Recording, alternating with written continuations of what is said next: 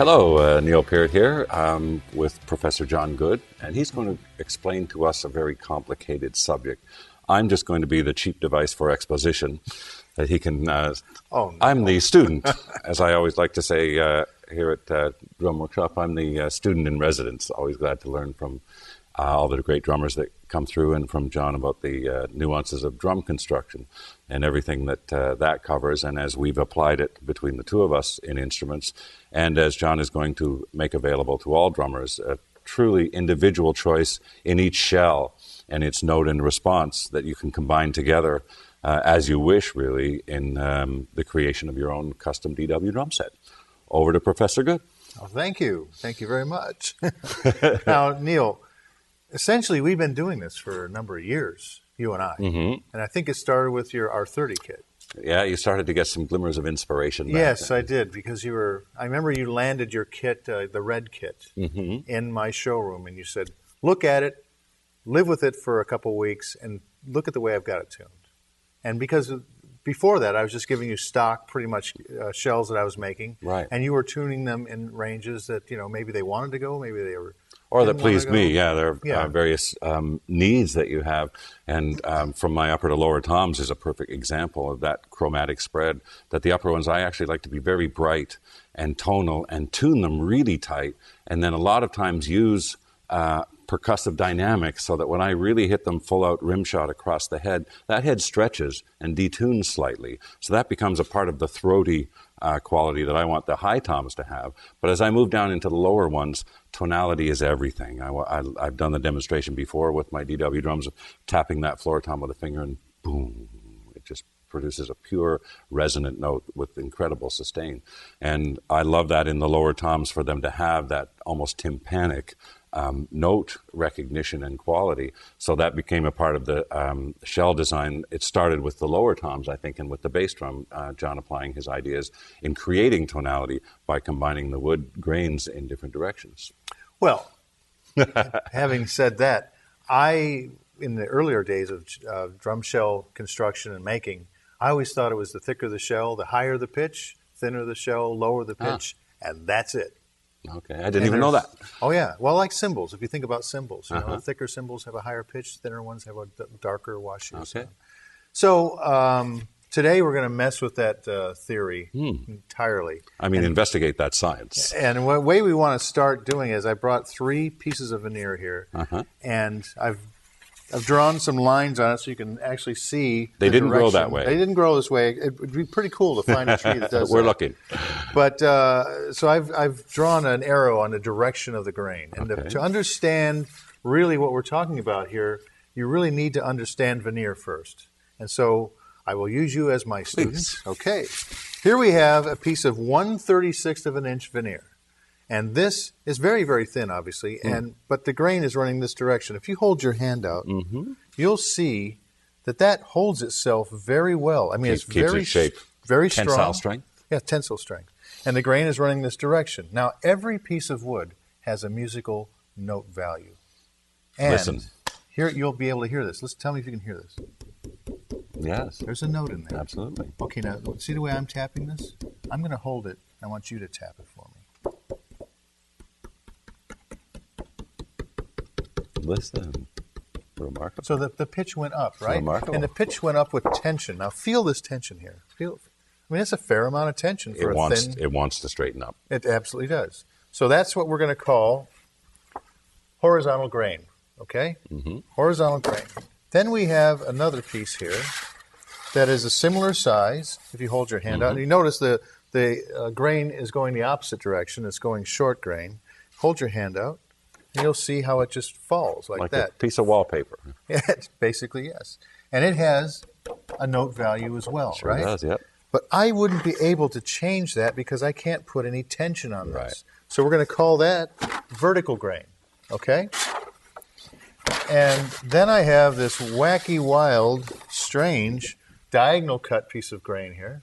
And if you hold your hand out, you'll notice that it twists like this. It wants to spiral. Now, if you tap the side while I try to straighten it out, look what happens. Tap the side. It seems to me even an exaggerated raising of the pitch. It's raising the pitch, but it's getting its tension from a whole different place. So we're going to call that diagonal grain, right? What does all this mean? How can we use it? How can we use it? When we hit things with a stick. I have 5 drum shells here. And the first shell is the shells that I love that I've made for many, many years. This is a horizontal grain on the outside, horizontal on the inside, cross-laminated in between. It's a 7-ply shell with 3-ply reinforcing hoops. So cross-laminated meaning? That one goes this way, the one behind it goes that way, and then this way. That's and interesting. you have to have that for strength or else they just fold up.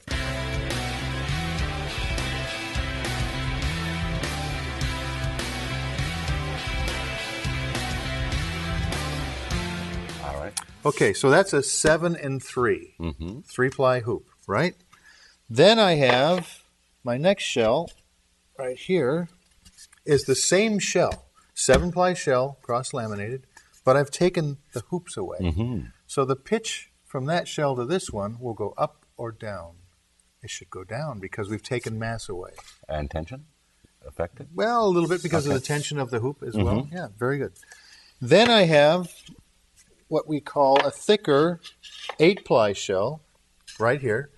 This is an 8-ply. So now theoretically, with going back to symbols and mass versus, less mass, it should go up because there's more mass here. It's 8-ply. But this one is vertical on the inside, of course, cross-laminated.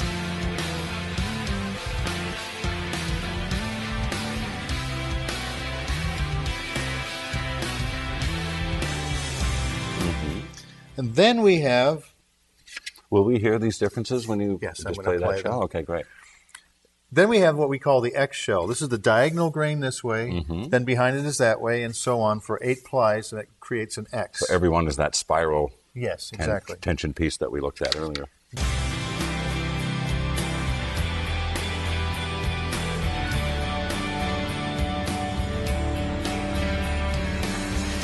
Then we have the newest of them all, until next week, I'm sure. Ta-da. This is an X shell as well, but I've inserted 2 vertical plies in here.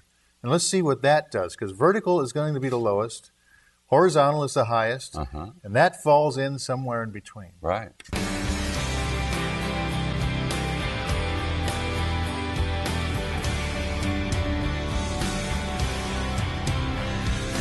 Okay, so now... So in essence, the vertical doesn't have any tension, even as it's has less into the tension. shell? It has less tension. Okay. That particular 1 ply. By the time you bend those around, then they pick up some tension. Exactly. Okay, because they want, again, to straighten out.